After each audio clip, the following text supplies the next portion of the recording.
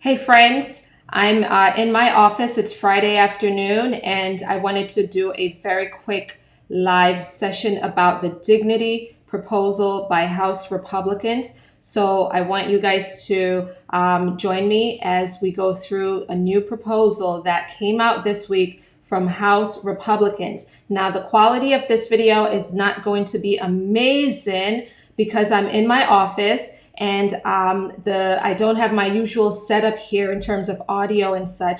So just bear with me, chime in, give me some hearts, say hello, and let me know where you're watching and joining me from. For those of you who are new to me, welcome. I'm Latoya McBean Pompey, and I see that some of you have joined, and I see some questions popping up on the screen about our contact information. If you'd like to contact our law office, you may do so at mcbeanlaw.com and book your consultation. But in this session, friends, I want to talk with you about what happened just a couple of days ago with respect to a proposal that House Republicans put out called the Dignity Proposal. Some of you may have heard about it. I'm going to take you into a breakdown of what that proposal is. This is their immigration reform efforts. Okay, it is their immigration reform efforts, and I must tell you, and I see that it got a little dark here all of a sudden.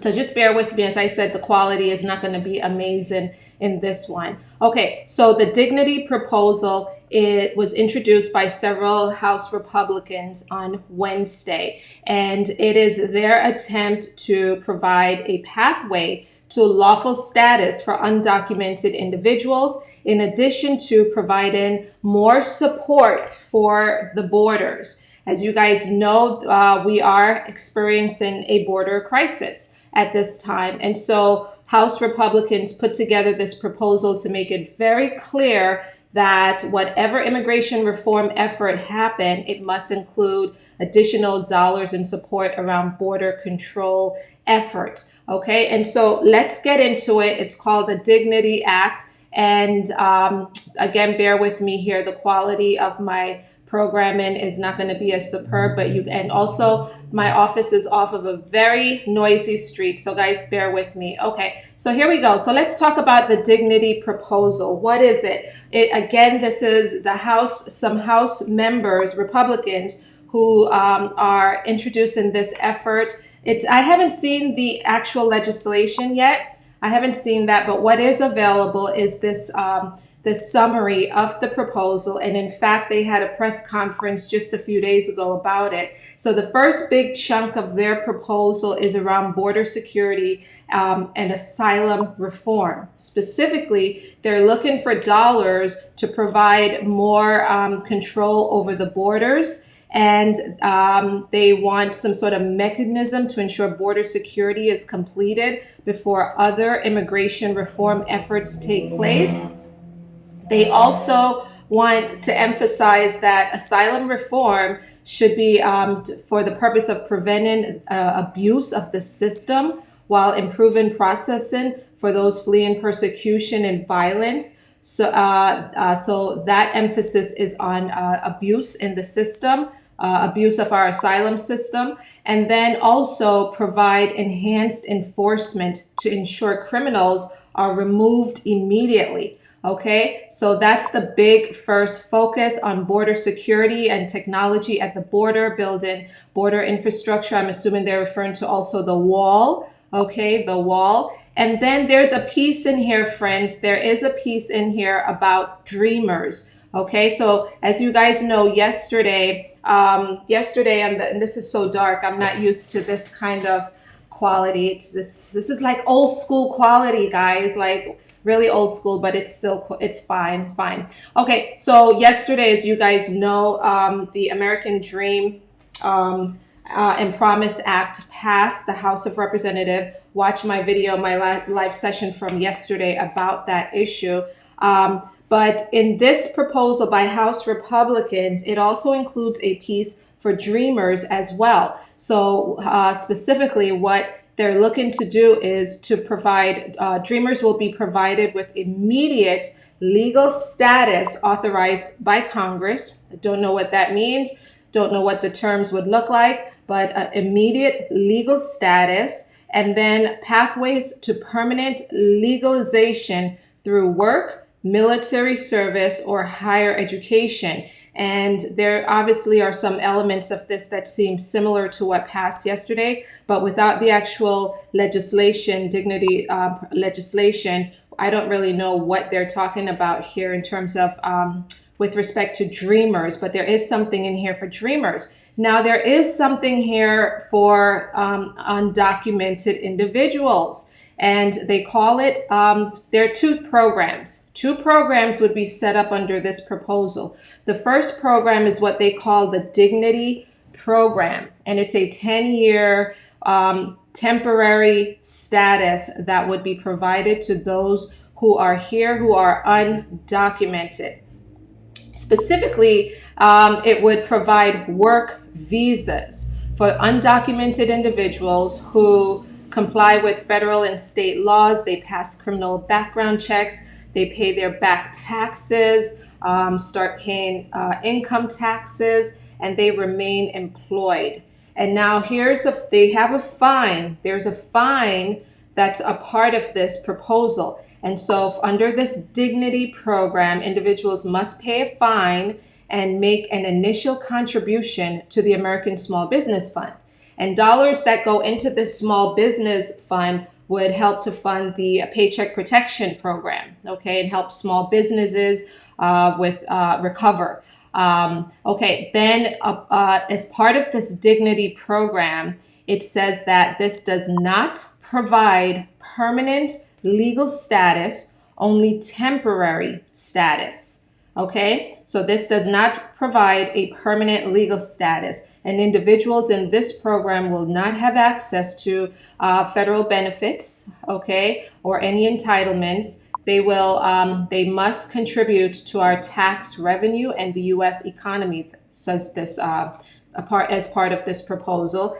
And then those who successfully complete this program, successful completion of the Dignity Program would provide an indefinitely renewable 5-year visa.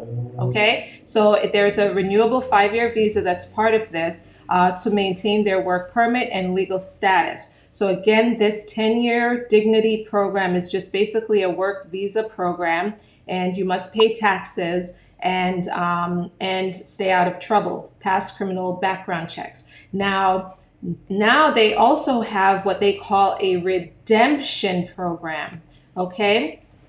A redemption program is, it says plus 5 years. What does this mean? It says this program is optional. Individuals must complete the 10-year Dignity Program first in order to start the redemption program. Participants can, through this program, through a redemption program, they can actually earn permanent residency. Okay, so there is a pathway to permanent residency through what they're calling redemption. Okay, and that's the thing with Republicans. You're going to, Democrats are talking about an earned pathway to citizenship. Republicans are talking about redemption. Okay, very different philosophy here. You need to redeem yourself. Okay, individuals through this redemption program must learn English and pass U.S. civics. They must also contribute to their local community either through volunteer work or through contributions to that American Small Business Fund.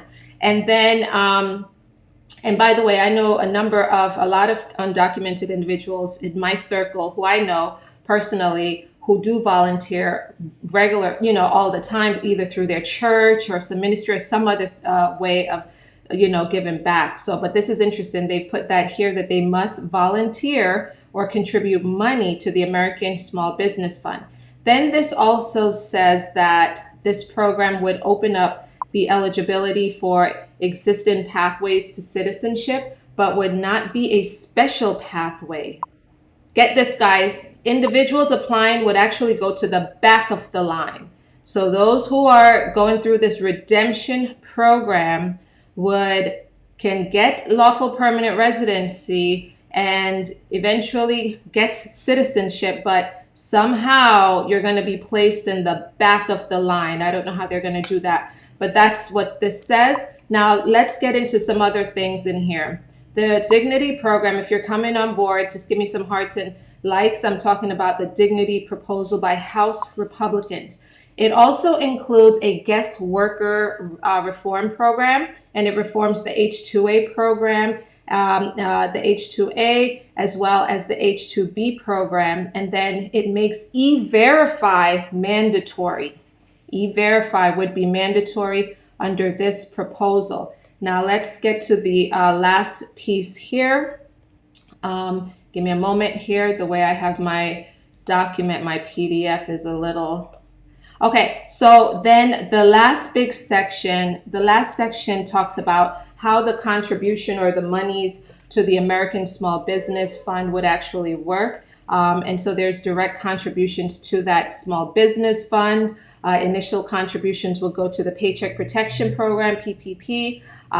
Money deposited in the PPP program would then be loaned out to provide COVID relief and other long-term economic recovery. And then once the economy has recovered and the crisis is over, the money will go to the workforce training initiatives to help U.S. citizens transition into different careers. Now, that was interesting, I think. Let me see if I could get, oh, there we go. Whenever I move the light, it changes. Okay, so the money would eventually, the money that undocumented individuals who are going through this, the redemption and the other program, the money that they're contributing would somehow be funneled back into U.S. small business, as well as in training U.S. citizens to get back into the workforce. So the money would come back to U.S. citizens. So when you think about how Republicans are thinking about immigration reform, I think this gives you a good indication of their priorities. So when they're talking about maybe, not wanting to sit down right away and talk about the American Dream Act that passed yesterday and Farm Workforce Act that passed, they have other ideas before they sit down and talk with Democrats about those things. They want border security. They want money to continue building that wall. They don't want to make a move around immigration right now that would create a surge to the border. They want money. They want undocumented individuals to feel as if you need to be redeemed for the wrong that you've created. That's how I'm reading this. That's my interpretation. There's a redemption. And the money, and you have to pay a fine to get this temporary status, which ultimately down the road leads to permanent residency and U.S. citizenship. But along the way, you're going to be penalized in some way along the way to that citizenship. So it's kind of a different philosophy, but that's what they're supporting, and they call it the Dignity Proposal.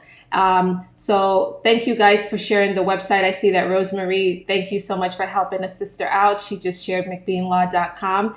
That's the best way of reaching us through consultation. But first, look at our website to see what areas of immigration law we do specialize in, so that you make sure, so as to ensure that when you contact us and you book your meeting, we work on issues that you understand what we can help you with. Okay, so take a look at the website first.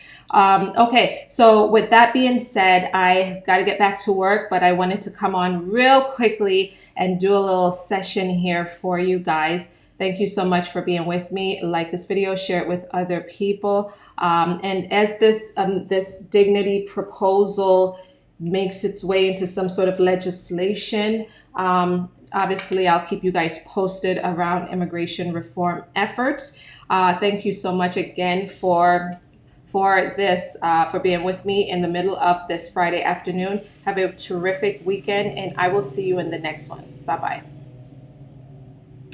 Okay.